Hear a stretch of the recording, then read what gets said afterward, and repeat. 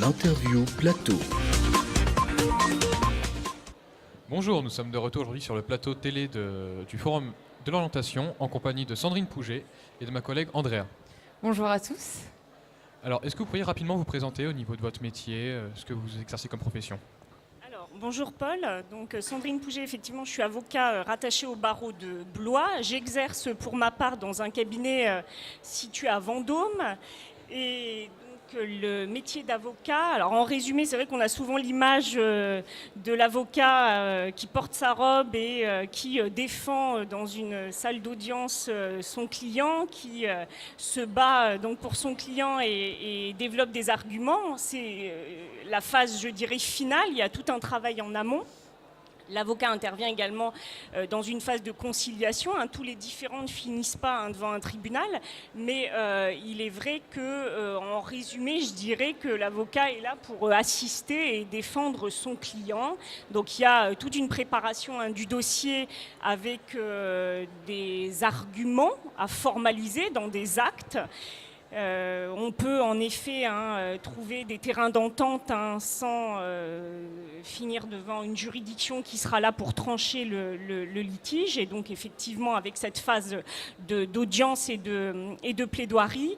Et l'avocat est également là pour conseiller. Il y a des avocats qui font que du conseil, qui ne vont jamais devant un juge et qui assistent à la rédaction d'un certain nombre d'actes. On peut assister également quand il y a des différents... Notamment, je pense, en matière de construction, assister à des expertises judiciaires, donc un métier de conseil et de défense avant tout. Mais c'est vrai qu'on a souvent l'image de l'avocat qui défend, qui est devant un tribunal et qui plaide avec toutes les séries qui sont... C'est ça. C'est souvent cette image qu'on a de l'avocat. Mais ce n'est pas que la phase d'audience et la plaidoirie. Alors, quel cursus scolaire avez-vous fait et est-ce qu'il est compatible avec le métier d'avocat ? Alors, la profession, elle a été réformée sacrément il y a quelques années. Donc, pour ma part, moi, j'avais été en collaboration. Donc, c'est un examen, l'examen d'entrée à l'école d'avocat. Vous avez un master à avoir maintenant. Donc, à l'époque, c'était pas... je vous parle de ce qui se passe actuellement. Donc, il faut être titulaire d'un master en droit pour pouvoir donc intégrer l'école d'avocat. Il y a un examen d'entrée et c'est sanctionné par un examen de sortie. Et c'est une formation d'à peu près 18 mois, 6 mois à l'école, avec donc un volet théorique et 12 mois avec des stages en immersion, donc soit en effet dans des entreprises, services juridiques, soit dans des cabinets d'avocats, soit en juridiction. Donc un volet théorique, 6 mois et 12 mois de volet pratique et un master, être titulaire d'un master à l'heure actuelle pour un master en droit pour pouvoir intégrer l'école d'avocat. D'accord. Alors, vous nous avez dit que vous étiez rattaché au barreau de Blois. Du coup, ça veut dire que vous travaillez pour le barreau de Blois ou alors vous êtes quand même à votre propre compte ?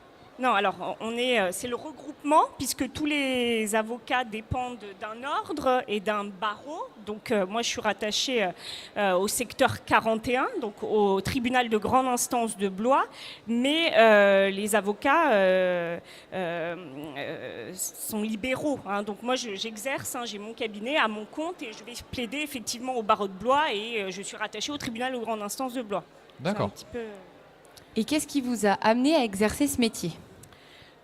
Alors me concernant, je ne me destinais pas forcément à la profession d'avocat, plus à l'enseignement, puisque j'avais débuté une thèse en droit et comme j'avais en effet quelques diplômes en droit médical et en droit privé, j'ai pu intégrer de façon simplifiée l'école d'avocat. Mais c'est vrai que c'est un très beau métier, mais je me destinais plus à l'enseignement qu'à l'avocature initialement pour ma part. D'accord. Donc vous avez toujours exercé ce métier-là ? Oui. Et une question, l'insertion professionnelle, du coup, est-ce qu'elle a été facile pour vous? Parce que c'est vrai qu'on a souvent ce cliché de l'avocat qui a un peu de mal à trouver Oui, un oui, métier oui. ou pas. Ouais. Est-ce que donc pour vous, est-ce que ça a été facile ou pas du tout?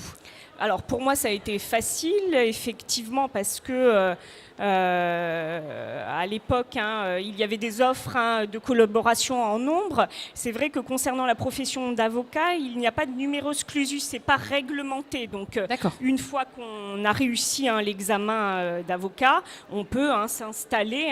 Et contrairement à certaines professions où il y a un nombre affecté à chaque département, région, c'est pas le cas des avocats. Donc effectivement, plus il y a d'avocats, plus il y a de concurrence, plus c'est compliqué de trouver une offre de collaboration. Je parle pour les jeunes quand on sort de l'école. D'accord. En effet.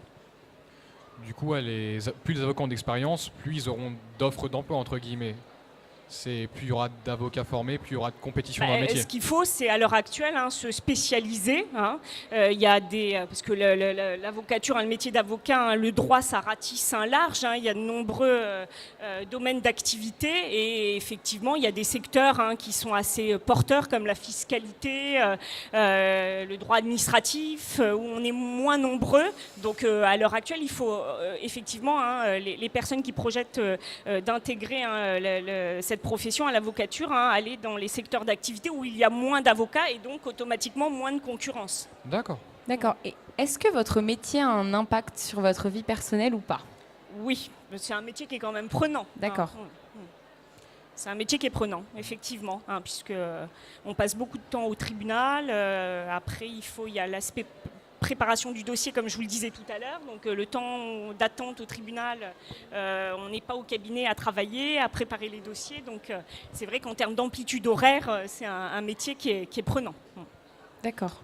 Et est-ce que vous qualifieriez votre métier d'un métier genré, qui serait par exemple plutôt masculin, plutôt féminin?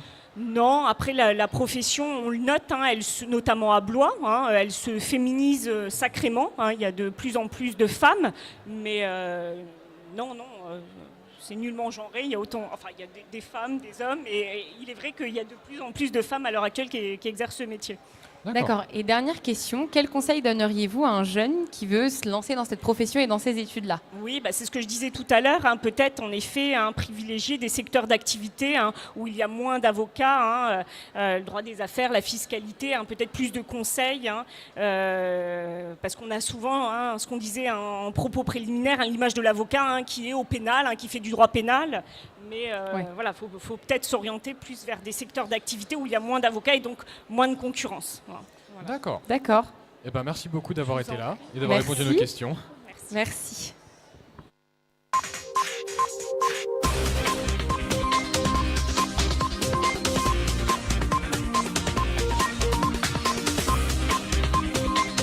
L'interview plateau.